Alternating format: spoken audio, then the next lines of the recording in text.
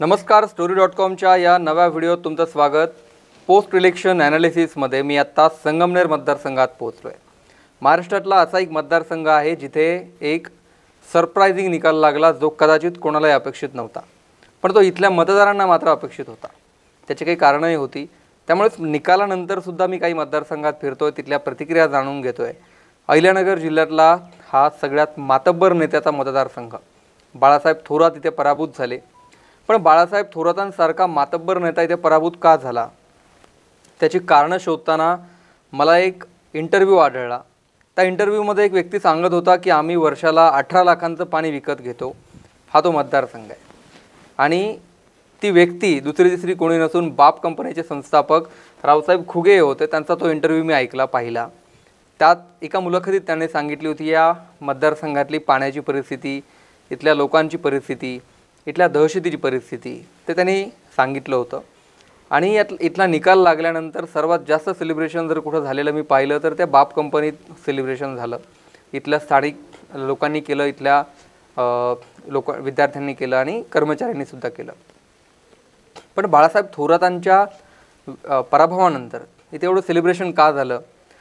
या मतदारसंघात रावसाहेब घुगे आल्यानंतर, म्हणजे ते आधी अमेरिकेला होते, तिथून आल्यानंतर त्यांनी ग्रामीण भारतातल्या, महाराष्ट्रातल्या आणि संगमनेरमधल्या कोणत्या गोष्टी पाहिल्या? 3 वर्षात या मतदारसंघात बाळासाहेब थोरात काय करू शकले नाही आहेत, ते त्यांना काय काय जाणवलं, हे मी त्यांच्याकडून थोडं जाणून घेणार आहे। मी तुम्हाला प्रश्न विचारण्याआधी, आत्ताच एक निवडणूक झाली अमेरिकेतली, तिथे एलन मस्क डोनाल्ड ट्रम्प यांना पाठिंबा देत होते। त्यांनी सांगितलं होतं जर डोनाल्ड ट्रम्प तुम्ही पडलात तर माझं काही खरं नाही। आणि इथे सुद्धा मी पाहिलं गेल्या काही दिवसात तुमच्या आत्ताचे विद्यमान आमदार निवडून आलेत, त्यांना जाहीर तुम्ही पाठिंबा दिला होता। कदाचित तुमची पण स्टेटमेंट कुठेतरी तीच असेल जी तेव्हा एलन मस्कची होती की इथे जर पुन्हा थोरात निवडून आले तर काही खरं नाही। पण निकाल तुम्हाला अपेक्षित होता हा?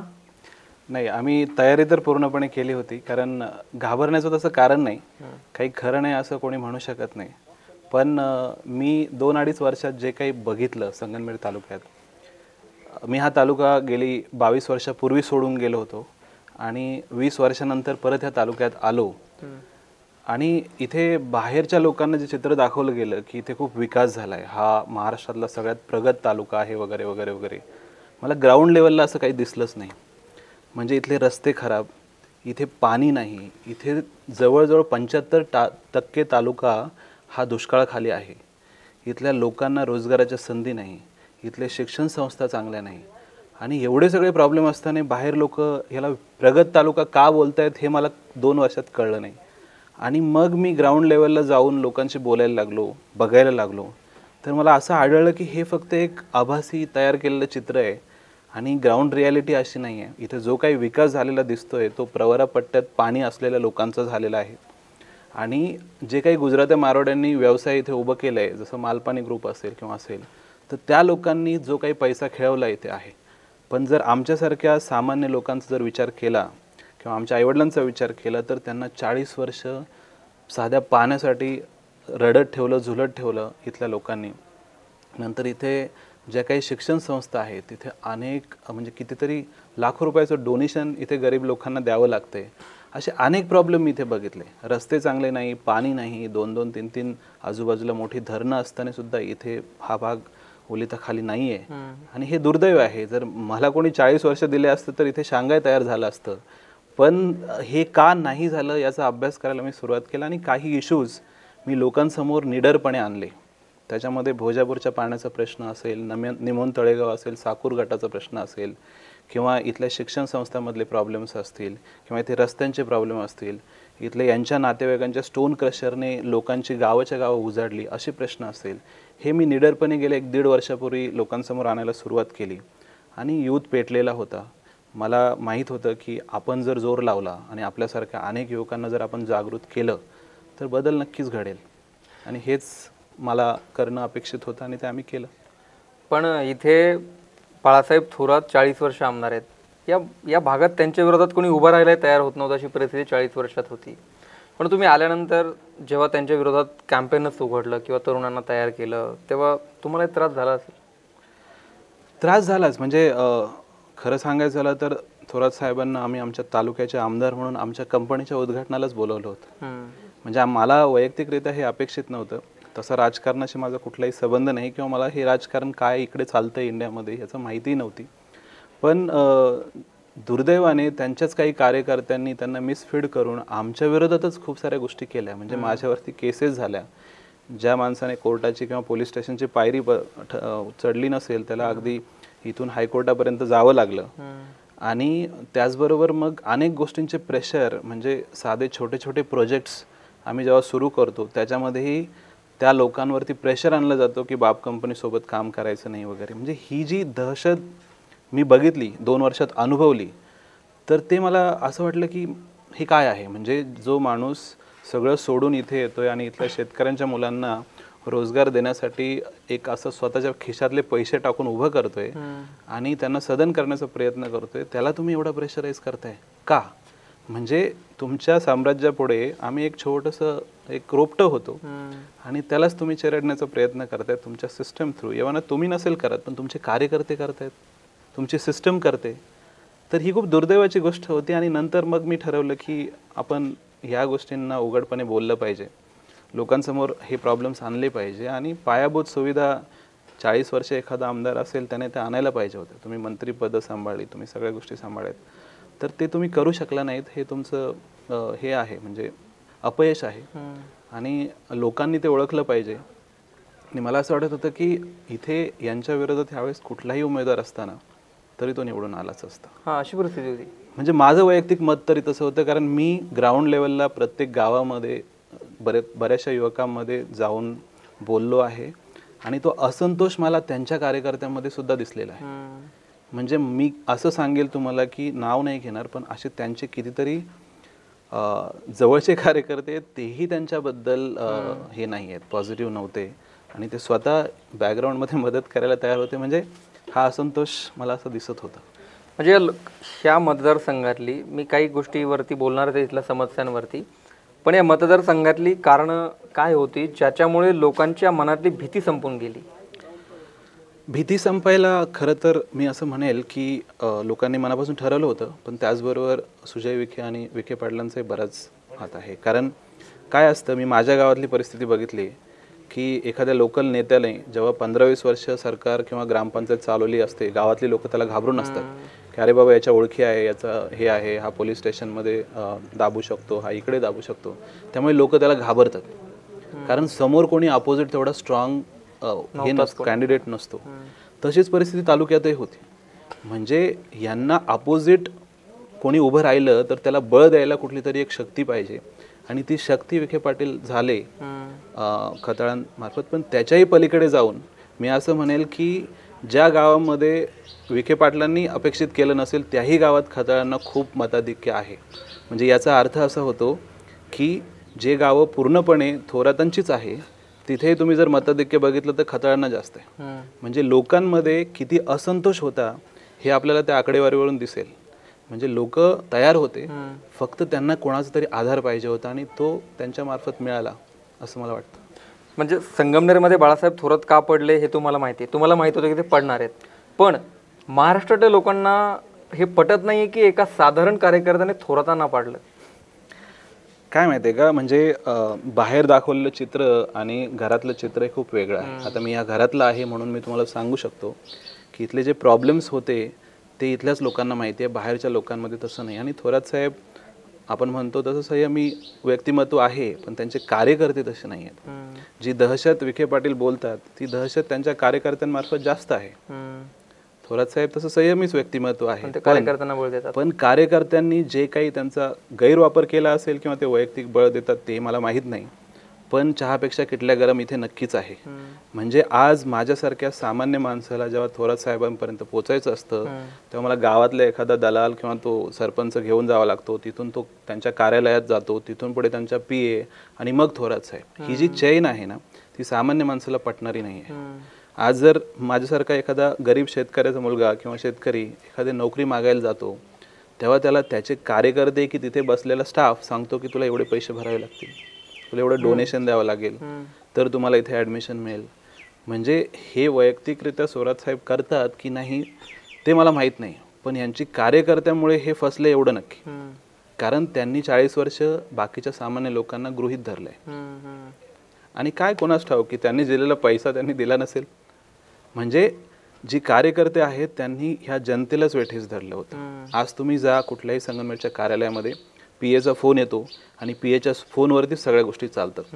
PA सांगेल तसंच होतं. मग त्या गोष्टींना जनता जास्त त्रासली होती असं मला वाटतं. या मतदारसंघात ही जी अँटी इन्कम्बन्सी होती, म्हणजे होतीच ना, असं आपण होती म्हणू शकतो, तर ती कशामुळे होती? एकतर 40 वर्ष आमदार आहेत त्याच्यामुळे असू शकते, कारण तोच चेहरा सतत. पण या मतदारसंघातले काही कामं अशी होती ज्याच्याविषयी फार लोकांमध्ये रोष होता. नाही, कसं आहे, निळवंडेचा विषय तुम्ही बघितला असेल, किती हजारो कोटी असतील त्याचा खर्च, जो 53 की 80 कोटीपासून जे बजेट सुरू झालं ते काही हजारो कोटींपर्यंत पोहोचलं. आणि तरी सुद्धा तो पाठ जनतेला अजून पूर्णपणे कार्यरत नाहीये. किंवा इथेच तुम्ही जर बघितलं तर भोजापूरच्या चारीचा प्रश्न आहे. जी चारी खोदायला BJ खताळ पाटलांनी सुरुवात केली आणि ती जवळजवळ त्यांनी ह्या तिगाव एरियापर्यंत आणली, ती चारी गेल्या 56 वर्षात पूर्ण नाही झाली, अजूनही ती कोरडीच आहे. आणि तुम्ही त्या साईडला जर गेलात, साकूर पट्टा आहे ज्याच्या 15-20 वाड्या आहेत, तुम्ही तिथे जा, चन्नापुरीचा घाट चढल्यानंतर तुम्हाला कुसळच दिसतील. तिथे अजून कुठलीच क्रांती झालेली नाही. लोकांनी दूध धंद्यावरती लोक सावरलेत.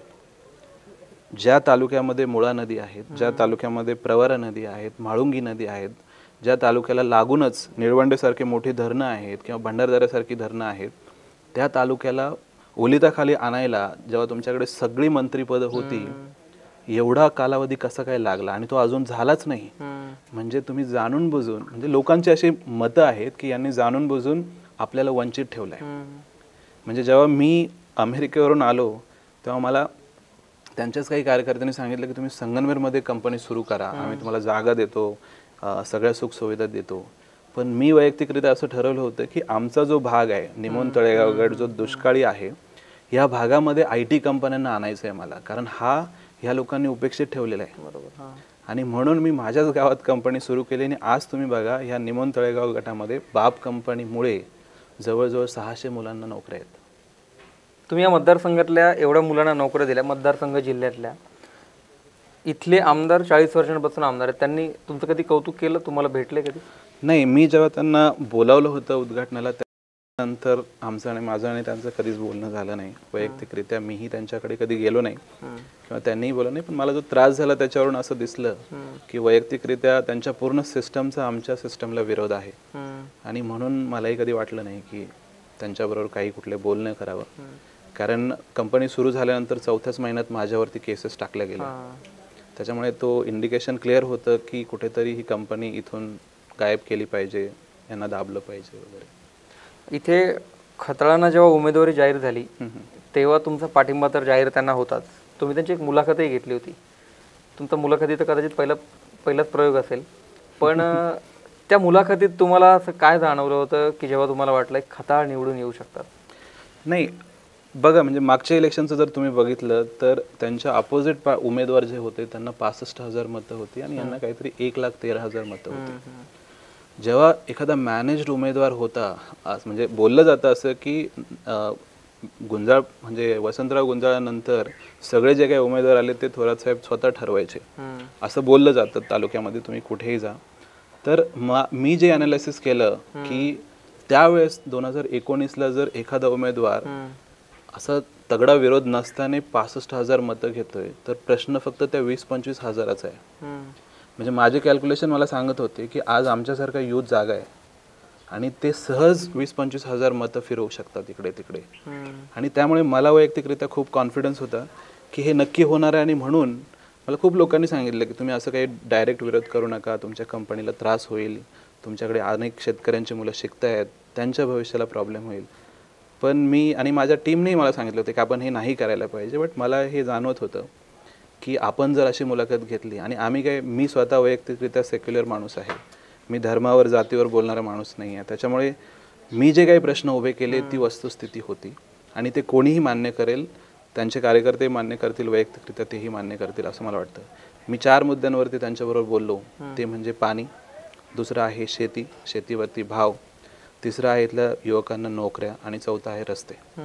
आणि गव्हर्नन्समध्ये जो प्रॉब्लेम आहे, तुम्ही भूमी अभिलेख कार्यालय बघा, तहसील कार्यालय बघा, पोलीस स्टेशन बघा, या प्रत्येक ठिकाणी सामान्य माणसाचा प्रचंड छळ होतोय. इथे रेफरन्सेस लागतात, यांच्या PAचे फोन लागतात, तरच लोकांची कामं होतात. हे सगळे प्रश्न एवढे हे आहे, म्हणजे मी म्हणेल की एखादा आमदार 40 वर्ष जेव्हा असेल ना, त्याने ह्या सगळ्या सुखसुविधा 5 स्टार केल्या पाहिजे आणि करायला हव्या होत्या. तुमच्याकडे मंत्रीपद होते, तुमच्याकडे एवढी सिस्टम होती आणि ह्या 5 स्टार का नाही झाल्या? आणि इथला माणूस म्हणजे माझ्या वैयक्तिक आमच्या बिल्डिंगच्या परमिशन अजूनही अडकलेल्या आहेत. 2022ला टाकलेली फाईल 2025 येतोय, अजून ती कुठेच हललेली नाही आहे. याला कारणीभूत काय तर इथली सिस्टम आहे. ही सिस्टम स्टँडर्ड असायला पाहिजे होती आणि मला त्याचं प्रचंड चीड आहे की ही नव्हती. म्हणून ह्या विषयांवरती मी बोललो. त्या सगळ्या इंटरव्ह्यूज व्हायरल झाले. कदाचित मी लोकांना त्याच्यामध्ये त्या मूळ प्रश्नांना हात घालण्यामध्ये आणि त्यांची जाणीव लोकांना करून देण्यामध्ये कदाचित सक्सेसफुल झालो. माझ्यामुळे थोडंफार कॉन्ट्रीब्युशन त्या खताळ साहेबांच्या विजयाला झालं असेल, मे बी. लोकांमधली थोडी भीती निघून गेली तुमच्या बोलण्यामुळे? हां, कारण 2 दिवस ते मुलाखत झाल्यानंतर पहिल्या दुसऱ्या दिवसानंतरच मला अनेक गावामधून फोन यायला लागले. म्हणजे हेच की तुम्ही असं उघड कसे काय बोलू शकतात, हे सगळे प्रश्न आम्हाला माहिती आहे, आम्ही फेस करतोय, पण असं उघड बोललेलं चांगलं नाही. ते मुख्यमंत्री पदाचे दावेदार आहे, एकदा मुख्यमंत्री झाले तर मग काय होणार. पण ग्राउंड रिॲलिटीवरती मी शिक्षित माणूस आहे आणि मी कुठल्याही माणसाशी डिबेट करू शकतो ह्या मुद्द्यांवरती, कारण माझ्याकडे फॅक्ट्स आहेत, फिगर्स आहेत त्या गोष्टींच्या. आणि त्या फॅक्ट्स आणि फिगरच्या जोरावर या सगळ्या मुद्द्यांवरती मी बोलू शकतो. आणि तुम्ही माझं फेसबुक बघा, माझं इंस्टाग्राम बघा, मी प्रत्येक वेळोवेळी जिथे मला प्रॉब्लेम आढळला आहे मी ते टाकत आलो आहे. तो अगदी संगमनेर कोर्टापासून असो, नाही तर रस्त्यावरती असो, यांचे स्टोन क्रशर असो किंवा यांचं भूमी अभिलेख कार्यालय असो, प्रत्येक गोष्टीवरती मी निडरपणे गेल्या 2 वर्षात बोललो आहे आणि ते लोकांच्या पुढे आणलं आहे आणि मला वाटतं त्याचा चांगला इम्पॅक्ट झाला आहे. तुम्ही एक इंटरव्ह्यूमध्ये मी म्हणाला होतात, मी आता तशी सुरुवात केली, पाण्यासाठी तुम्ही 18 लाख वर्षाला खर्च करता. विद्यमान आमदारांनी पाण्याबद्दल काय शब्द दिला आहे? विद्यमान आमदारांनी हे तर नक्कीच सांगितलं आहे की आम्ही पाणी तुम्हाला काही महिन्यांमध्ये किंवा काही वर्षामध्ये देऊ आणि आपण अपेक्षा तर प्रत्येक नवीन उमेदवाराकडून ठेवल्याच पाहिजे आणि आपण मागितलं पाहिजे. आता एक गोष्ट आणखी झाली की माझ्याकडे प्रूफ आहे की ते असं बोलले की तुम्ही देणार आहे म्हणून, आणि मी ते लोकांना दाखवू शकतो वर्षानुवर्ष की अमोल खताळांनी सांगितलंय की ते पाणी देणार आहे, ते ह्या गोष्टी करणार आहे. त्याच्यामुळे मी ते नेहमी त्यांना दाखवत राहील की साहेब तुम्ही असं बोललेत आणि तुम्हाला आता ते करायलाच हवं. ठीक आहे सर, खूप खूप धन्यवाद. रावसाहेब घुगे बाप कंपनीचे संस्थापक आहेत, ते खूप चर्चेत यासाठी होते काही दिवसांपासून, काही वर्षांपासून. त्यांनी अमेरिकेतनं आल्यानंतर कोविडनंतर एका खेडेगावात कंपनी टाकली. आता 600 मुलं त्यांच्याकडे आहेत आणि या मतदारसंघात त्यांना जो काही त्रास झाला, त्यांच्या सहनशीलतेचा अंत संपला आणि मग त्यांनी थेट जाहीरपणे ते सोशल मीडियावरती बोलून दाखवायला सुरुवात केली. आणि त्यांची मुलाखत घेण्यासाठी येण्याचं कारणही तेच होतं की त्यांनी या विधानसभा प्रचाराच्या काळात त्यांचा जो असंतोष लोकांचा होता तो जाहीर बोलून दाखवला आणि खताळ्यांना पाठिंबासुद्धा इथून दिला होता. एका कॉर्पोरेटमधील व्यक्तीने राजकीय व्यक्तीला पाठिंबा देणं अनेकांना जसं वियर्ड वाटलं तसं त्यांच्या टीमलाही वाटलं होतं, पण त्यांनी भूमिका घेतली आणि लोकांना कॉन्फिडन्स दिला आणि ते आज योग्य ठरल्याचं ते सांगतायत. आणि त्यांनी जो डिसिजन घेतला होता तो बरोबर ठरला आहे, म्हणून मी त्यांची आज इथे येऊन मुलाखत घेतली. संगमनेरमधली रियालिटी जर असेल तर तुम्ही कमेंटमध्ये कळवा, कारण त्यांनी जे सांगितलं तर ते इथल्या मतदारसंघातले आहेत, त्यामुळे ते जे सांगतायत ते वास्तव आहे असं त्यांचं म्हणणं आहे. पण तुम्ही तुमचे मुद्दे कमेंटमध्ये जरूर मांडा. आपलं story.com हे चॅनल तुम्ही सबस्क्राईब केलेलं नसेल तर ते सबस्क्राईब करा. पुन्हा नव्या व्हिडिओत नव्या मतदारसंघात भेटू. थँक्यू.